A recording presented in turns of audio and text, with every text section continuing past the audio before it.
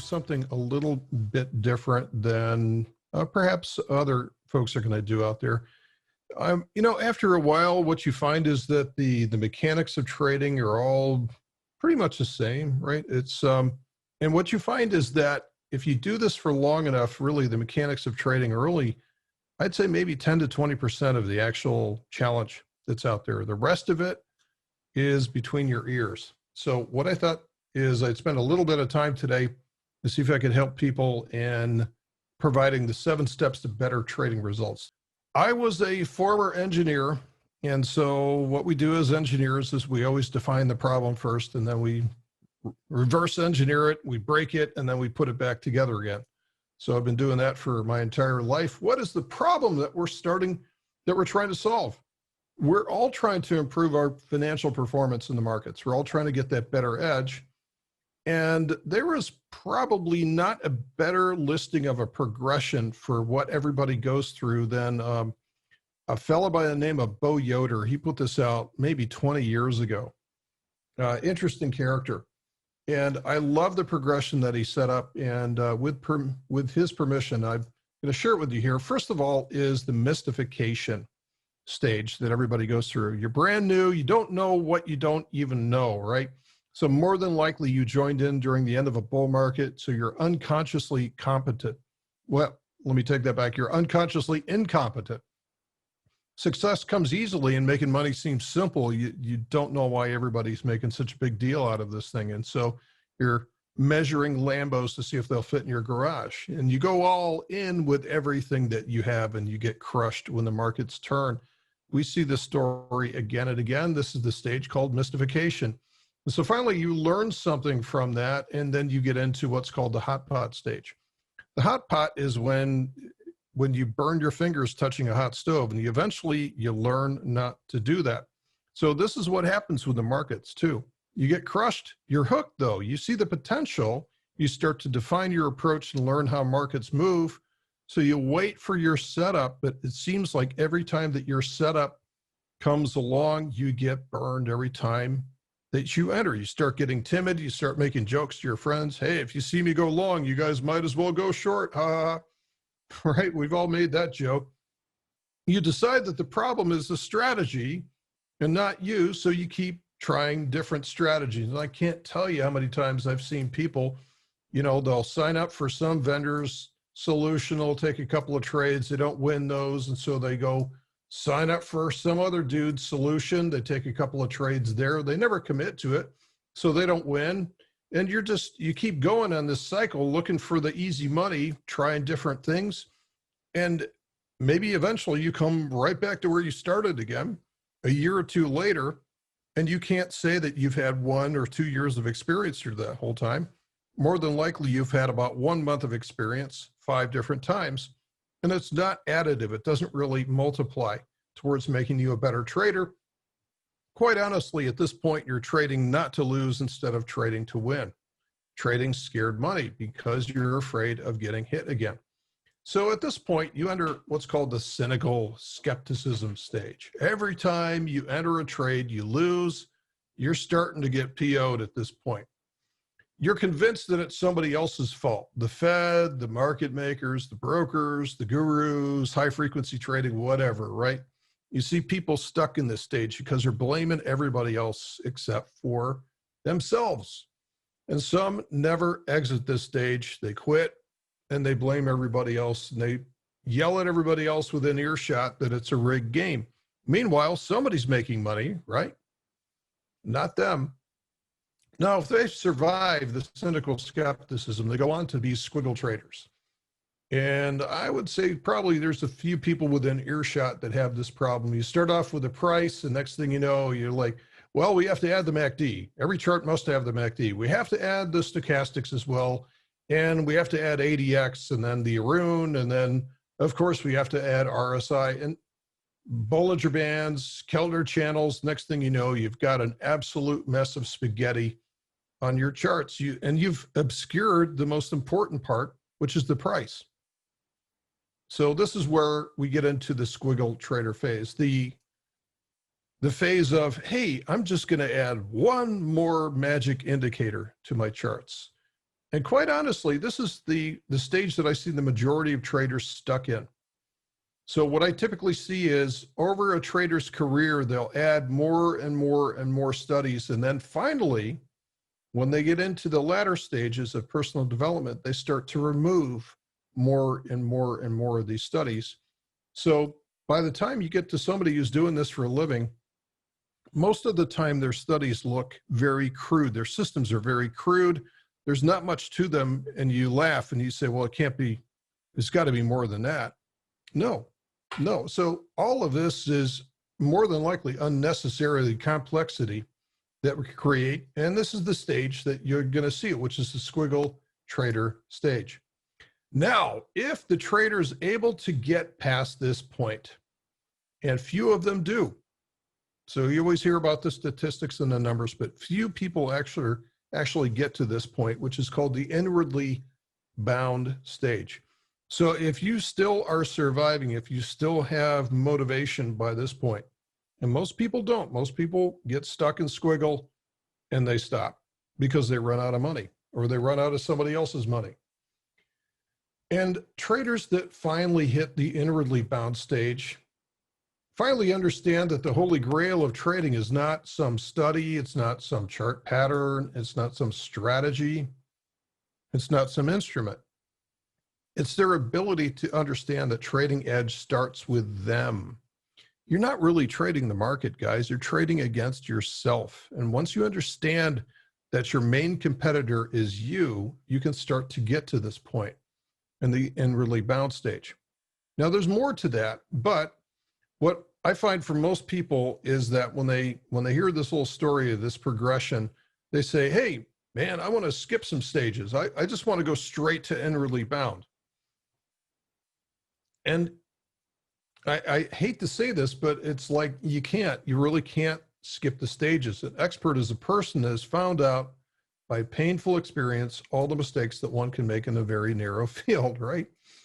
So skipping the stage is not something you want to do because you have to prove it to yourself. But what I've seen is that people can actually minimize their time in the non-productive stages and get as soon as they can into this inwardly bound stage where they admit, they say it's all about me and my ability to create edge. So with that in mind, that's the problem that I wanted to define for you guys, is that we all go through this, and you should have been able to recognize some of these stages. Although everybody claims that they're inwardly bound, I would say is probably not the case, not just yet, but you're on your way. Okay, so let's get into the 7 steps for better trading results. So we have to think differently about risk, first of all.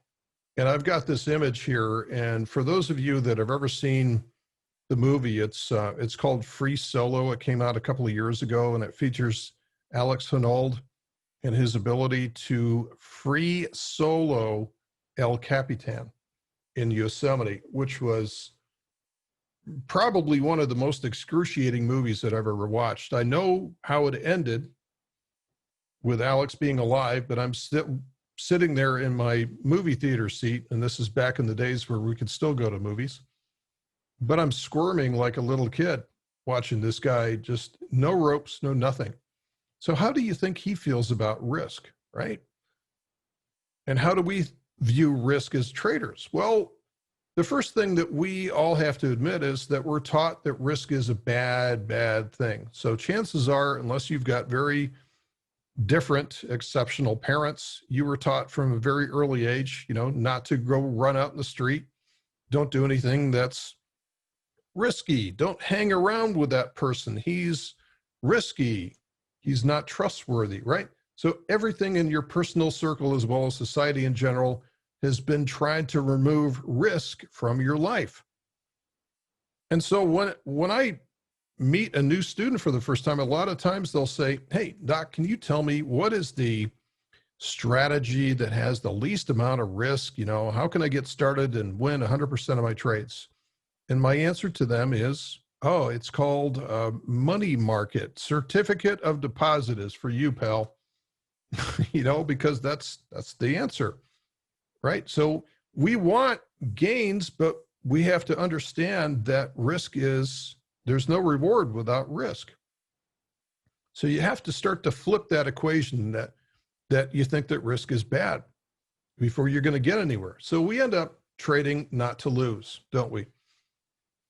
Think of the last time you saw a sports team cruise to a big lead and then sat back and played prevent defense, right? We all kind of joke about this, but it's, you can see why they do it.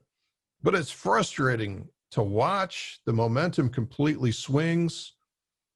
And if you think about a Super Bowl that was, maybe 3 years ago?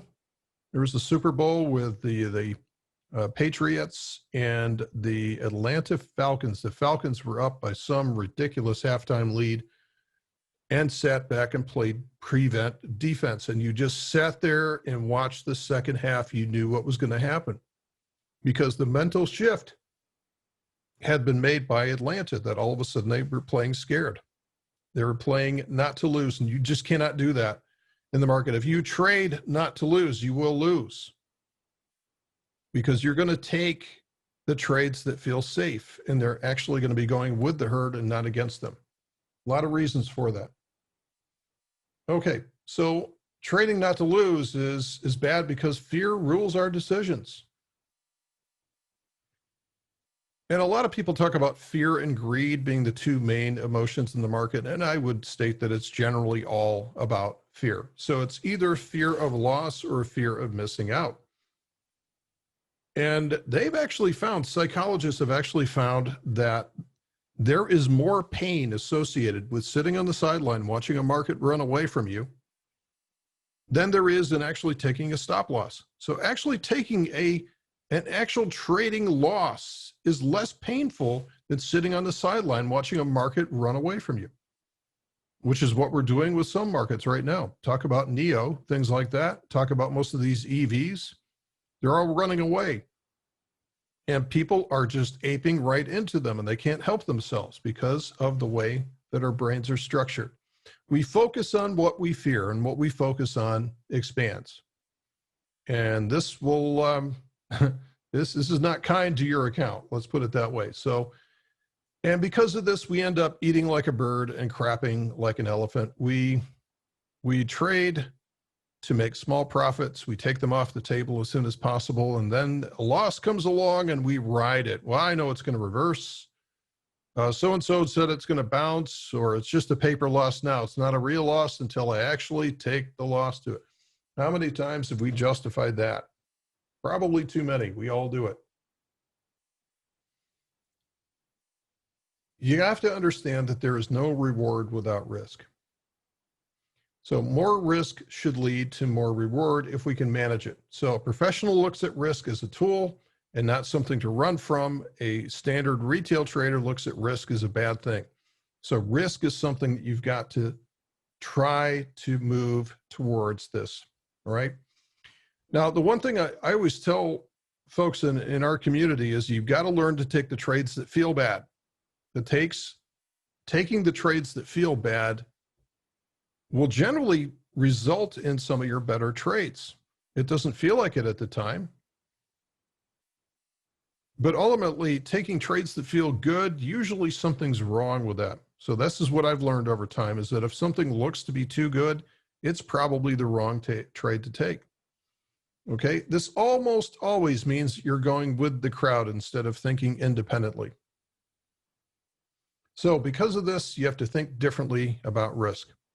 For step one, we need to think about risk being our friend and not a foe. It's just a tool. It's just something that we need to manage, not something to avoid. It's not going to hurt you, especially if you position size correctly. So we'll learn that taking the trades that feel bad means that we're almost always trading against the crowd, and that's usually a good thing. So think differently about risk, and that is step one. Don't climb this. Don't climb this without ropes, right? Don't be Alex, but think differently about risk. That gets us to step two. All of the messages out there, and quite honestly, I'll make a statement here, is that I believe that for most people that are entering retail trading, I would say over 90% of your education has come through television commercials, has come through Hollywood, has come through various forms of standard media with all of the wrong messages that have been planted there by who knows, who actually did that, right? One of them is that, well, you must run a diversified portfolio. And that's one of the first things I'm going to disagree with, because I don't think you can get to that point until you've earned that right. Right off the bat, that makes you a jack of all trades and a master of none. So I see this all the time. I see people with portfolios that have all types of stocks and all different types of plays and all different types of strategies. And their justification is, well, you gotta diversify, man. I'm diversifying my risk. Well, not if they're all correlated, right? Generally, all of these are going to be correlated to each other. And so all you're doing is you're just amplifying your risk, and you're trading in something that you don't truly understand. This is one of the lessons in the 5 rules of gold from the richest man in Babylon. So understand that you need to specialize and focus. What is your competition doing? They will typically specialize in one form of trading, one instrument, one time frame, perhaps one time of day. They're patiently waiting for the herd to make a mistake. I will never forget some of the times that I spent at the CBOE, Chicago Board Options Exchange, looking at the SPX pit. Guys would stand in 1 square foot of real estate all day long. They would own one strike, perhaps one strategy. That's all they would focus on. And that made them a living. It was like the ultimate example of focus. And I think this is a great lesson for all of us retail traders. We're trying to catch everything that's out there. You can't do it. It's going to make you a jack of all trades, a master of none. So you're not focused. You've got dozens of things going on at the same time. You're trading several different strategies using different instruments on different assets and different time frames. We've all seen those great trading workstations of people with like 16 different screens, and you're running around like an idiot trying to run all of them. And you've got to earn your way to that point. Start with 1. Right? Again, you got 10 studies in your chart, wondering if you should add more. And you're doing this during work hours at your job. And we're seeing more and more and more of this happening. People keeping their jobs, working from home, and all of a sudden running trading on the side. And you're wondering why your competition is winning. You're not focused. You're not owning your one thing. So there's a fantastic movie which is called City Slickers. And it's with a guy, a late actor, Jack Palance, who is Curly in this case. And he's working with a guy by the name of Mitch, with Billy Crystal. And Billy Crystal's asking him, hey, what's the secret to life? And Curly holds up one finger. One thing. That's all you got to do. One thing. So what I would say is, if there's one thing that you would remember from my presentation here, do this. Search Curly's Law in YouTube and find that scene that's out there, because it made a huge difference to me. It came at a time in my career that I needed a little bit of focus and kind of a catalyst to break things for me. And that came along and I was like, okay, I get it now. And that was actually the biggest difference between me continuing to work for an unnamed telecommunications company or actually going out and trading on my own, was what was in this specific scene. Find your one thing. Start by finding your one thing. Specialize in something. Become an expert at it. What you'll find is that it won't take that long for you to specialize in something. And I would take it to the extreme too. I would specialize in one instrument, one chart, one strategy. Own it. Own it like nobody else has owned it before. And you'd be amazed how fast you can come up to speed on something like that and become a master in something. Whether it's offense, defense, your position management, whatever it is. I recommend using something very, very liquid and very repeatable, something like the S&P 500 is a great place to start. That's where I did. Specialize and focus. That is step 2. And then we get to step 3. What is your edge? A lot of times I'll go to, I'll meet a retail investor and they'll tell me what they're trading and it all sounds good. And then I ask them a simple question, what's your edge? And they look at me like, what are you talking about? Well, I'm trading, that's my edge. No, it's not. It's not. There's no trophies out there, right? No trophies are awarded based on how long you've been at this. Do you have 10 years of market experience or 1 year of market experience 10 times? Edge is not automatically awarded by length of service. Now, I've seen people that have been trading for a very short period of time with a good edge because they figured this out in a hurry.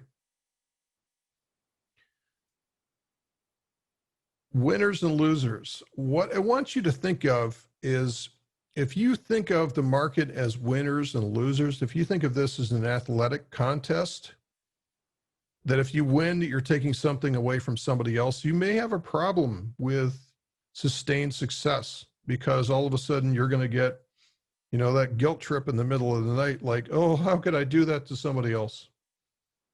So think of markets as a massive river of opportunity flowing by, and all you're doing is you're being paid for taking your fair share of it out of there. You own that fair share. You deserve that fair share. You're going to get your fair share. And time and effort expended will convince your mindset that you deserve that fair share. So let's get back to edge again. You got to have an edge versus the crowd. What is your competitive edge? When the crowd goes one way, what is your edge to either move with or against the crowd? So a couple of basic edges that are out there in markets. Yes, trend trading is definitely one of them. It's a very solid one. And if you can find the right entries, trend trading is a great edge. Time decay is another one that when I first learned about it some 20 years ago, wow, this is a perfect edge. How could you ever lose? You're holding this melting ice cube getting closer to a fire. How could you ever lose? And I found out that it's very easy for you to lose over time if you don't manage it correctly. So think about an insurance company that did not hedge against their losses. They wouldn't be in business for too long. So being on the other side of a panicked herd is surely strongest edge of all. Okay, and one thing I have to make a statement to here is that chart studies are not an edge. A mistaken perception is that, well, I have edge, I have stochastics and MACDs, I have moving averages, I've got the RSI, I've got the Bollinger Bands, I've got the Arun on there, I've got tons of edge. They're just lagging indicators of price behavior. At no time in this chart does it show you what your edge is against the rest of the crowd. Unless you're willing to take the other side of the crowd's market behavior, you're not going to have any edge there. You've also got to have a system edge too. The combination of method plus the right mindset to take the trades that feel bad, plus the right money management, which includes managing your risk appropriately, just might give you an edge against the rest of the market if you specialize in it. You're not going to have any edge if you're just going to throw things against the wall to see if it sticks or not. Your numbers will bear that out at some point. To me, the best edge is being on the other side of the trade from the investing herd. Coincidentally, this is the most difficult place to be. And quite honestly, I'll be very frank with you guys, it took me a long time to learn this. It took me a long time to understand my feelings and my responses to risk events and learn how to hack that so that I could take the other side of the herd. We've all said this, you know, the market's selling off. We've got, you know, literally 500 decliners on a day in a S&P 500. And your first response is, well, that's a trading signal, but let's just see how this, it's not going to hurt us to wait another day. And there's your edge right there, because everybody's saying the same thing. Yeah, maybe we should lighten up our portfolio. Nope. I mean, this is what you have to learn, is the best edge of all is the most difficult place to be. Okay, so that's step number 3, defining your edge. Think about it for a second. A system and a chart is not an edge by itself. You have to build that in. You're trading against the rest of the market. Now, you've already heard this about, if you haven't If you haven't made your plan, then plan to fail, right? So if you want to make a business of your trading, you better start planning that. And it starts with the business. If you say, if your plan is, well, I plan to make money, that's my plan. Thanks for playing. You'll be funding somebody else's account very, very soon. Treat this like a business. The important thing here of treating this like a business is that it's going to send a very important message to your subconscious mind that this is something serious. And it's not a risk. It's something that you believe in, something that you've dedicated yourself to, and that you deserve the edge that you built. It's very important. If your subconscious mind detects, it's got a very sensitive BS detector. If it detects that you're kidding yourself, you'll find a way to fund somebody else's account without knowing that. That's the business plan. The trading plan is dependent upon every strategy. So you should have a trading plan for every strategy. You guys all know this, right? Everybody's told you this since day one. Do you actually have one, or are you just winging it? If you're just winging it, if you're making it up as you go along, the market will find out. Your subconscious mind will subconsciously understand that and say to you, well, you don't really deserve this anyway. You're just out there having fun. This is no different from gambling. You don't have an edge. And guess what? You get to fund somebody else's account again. So let's stop doing this. Let's do what is necessary. It's not that hard. And it's something that we should refer to again and again, just so that we stay on track. That's the plan. Plan to succeed. And that's step number 4. Cruising right through here. Now, step 5, this is really the magic that few people understand, is iterations. Iterations and improving. Nobody gets it right the first time. Remember what I said about people buying a strategy, trading it a couple of times, and then quitting, and then running off to something else because they're looking for what they think is something that's easy or simple or something that works. They don't have any confidence in something because they have not taken the iterations in it. What do you think Tiger would do if he picked up a club and he, chunked it off to the right, shank you very much? Well, Dad, Eldrick, don't like this. This is no fun. I didn't hit it 300 yards down the fairway, even though I'm 10 years old. It's the iterations, and this is what you learn about from everything. So a lot of things in sports, right? It's not only muscle memory, but they're looking for small, noticeable improvements. This is where the edge is. You've got to get the reps in no matter what you do. And athletes know this right off the bat, whether it's shooting foul shots, going to the range after the round to work on one small thing. That's a dedication that sends a very strong message to your subconscious mind. I deserve this. So in trading, you should learn from every trade. So one of the guys that I want to recommend, his name is, and I can never understand how to pronounce his name. It's either Brett Steenbarger or Brett Steenbarger, but he's written several books on this topic, and I use his stuff to this day. And one of the important things that you can do is not just trade tracking. Everybody wants to do trade tracking, and the whole thing about trade tracking in a spreadsheet is basically understanding your P&L and understanding your taxes and things like that. But I have a completely different take on this. I look at this as like, okay, what am I doing wrong? And how can I get rid of this? So one of the things that I borrowed from Dr. Brett is if you look at each one of these columns as a trading rule, what you're to do is after a certain number of trades, what you can do is you can actually build a Pareto chart with these. So you can build a Pareto chart based on the number of errors that have been in your trade over the last, say, week or month. It depends on how many trades you're putting in. So maybe this one is going to be 10 errors here, 8 here, 7 here, 4 here, something like that. What a lot of people want to do is they say, well, I need to fix all of this stuff right now. Nope, it's not the way to do it. The way to do it is to find the number one error that is making the biggest difference and focus all of your time and attention on correcting that one error. Don't worry about these.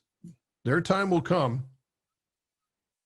But this is your job, because we as human beings are flawed. We do other things. We trade off plan because this time it was different. Well, I just wanted to change this one rule because of this. You've got to prove it to yourself. You've got to go through these iterations. And so it's just a one cycle after another, after another, after another, and learning, going through a learning loop. And you need some kind of a structure so that you know what to work on, because otherwise you're just winging it, right? This is what trading iterations are for. This is what will help you. Okay, and then keeping score is important as well too. So understand your performance numbers. So one of the things that we do within ReadySetTrade, let's see, we're running I believe it's 80.9% win rate, which is useless if you don't put it into context. I can show you a 90% win rate that loses money if you eat like a bird and crap like an elephant. But what we also do is we run what's called a profit factor. And I'm not doing this to brag. I'm just saying this is what we do. We have a profit factor of 3.03, which means that almost 81% of the time we're winning a trade, but it's the winners are greater than the net losers. And this is important. So a profit factor, basically, for those of you that don't know, is that it's basically your gross winning trades divided by your gross losing trades. So in this case, for every dollar that we lose, we make $3. And that's important that you keep track of this sort of thing, because you're just running a machine, right? You're just running a machine. It's a system. It's almost like a popsicle factory. You're putting some type of capital into this, and you're getting some type of return out of this, and hopefully is bigger than what you put in. And then, of course, for all you engineers out there, we're adding constructive feedback into the beginning. So that's our system. It's really that simple, but our brain makes it complicated, doesn't it? Okay, so that's keeping score. And then step 6, here we go.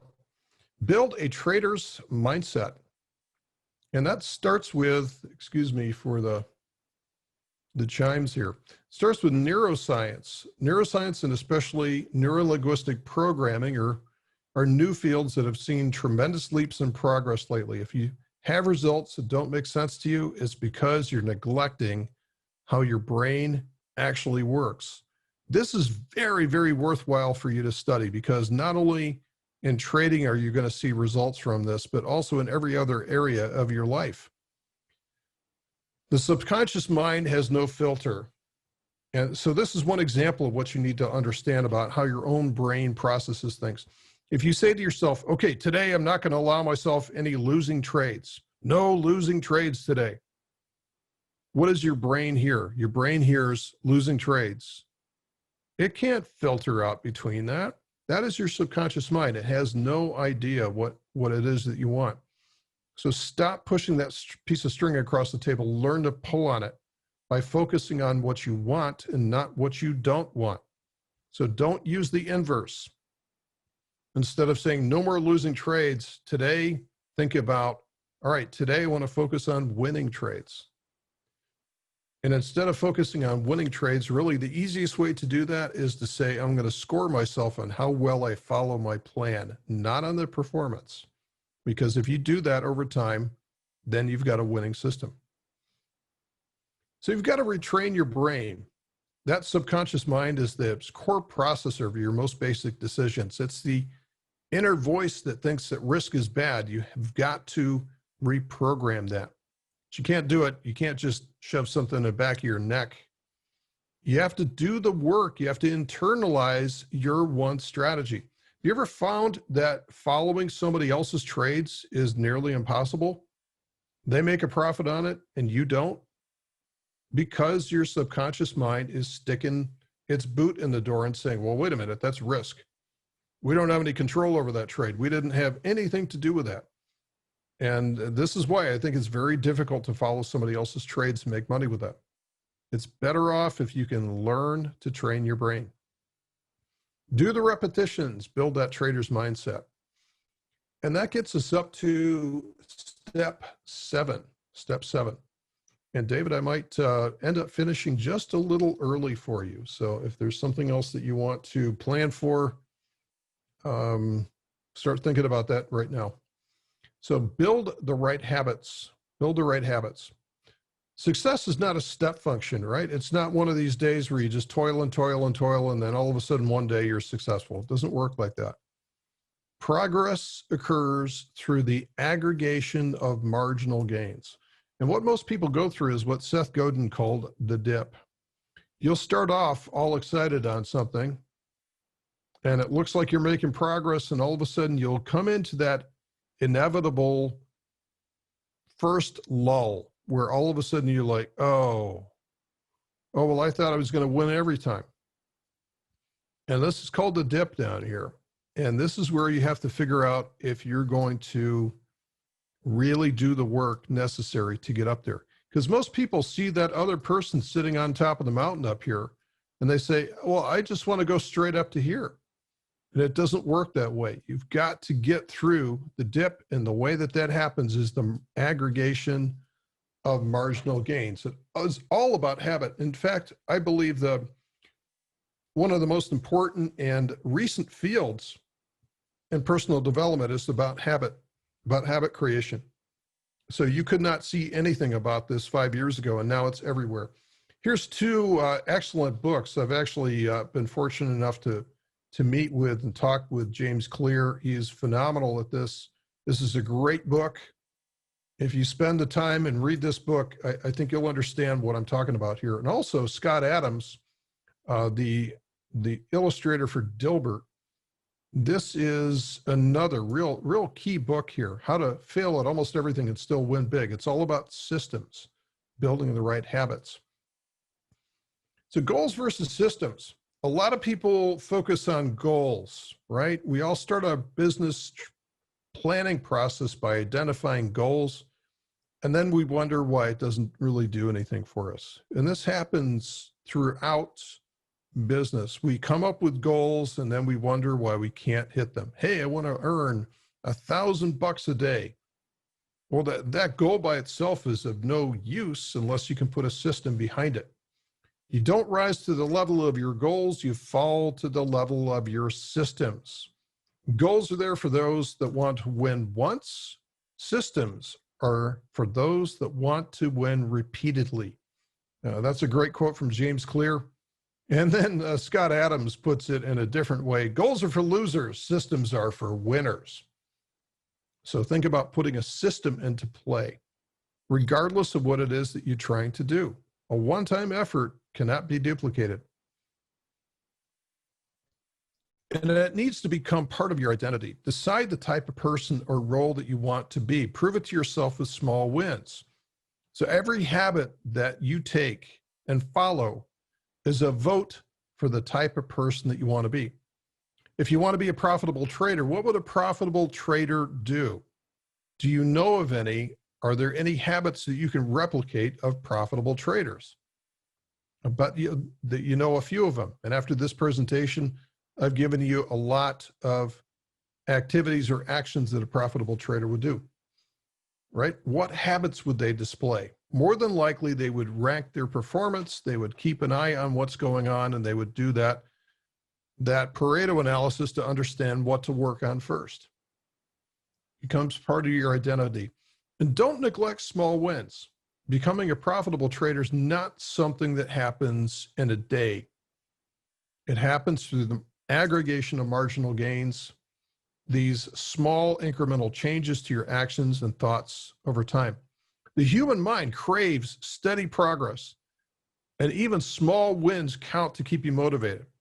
But losing instantly demotivates you, doesn't it? Even small wins will keep you motivated. Keep that in mind. Understand how your mind works. Build the right habits. Okay, that's my 7. That's my 7 steps that you need to go through to be profitable. It's not just the studies that you slap on your chart. It's not just the instrument that you trade. It's just not just the market that you trade. It's about you. You're not trading the market, you're trading against yourself. Everything else is just a mechanical selection. So success is a progression. To be a successful trader, you have to learn to think differently. You have to learn to think differently about risk. I want you to narrow your focus to one thing. Please do that. If you're having trouble getting traction in the market, limit your focus to one thing. What is your trading edge? Or are you just out there throwing contracts against the wall? Do you have a plan? Are you going to commit to continuously improve and go through those cycles again and again and again and again until you get better at this? Do you understand anything about how your mind operates and how it processes risk in a live market? And can you get incrementally better day by day? Just 1% better on a daily basis. If you just get 1% better every day, at the end of the year, you'll be 37 times better at something. So those are what to do. So you might be wondering how do I get started at this, Doc? It's great to feel motivated towards a direction, but if you don't have a map to get there, this is how you can start. Perhaps consider joining our community.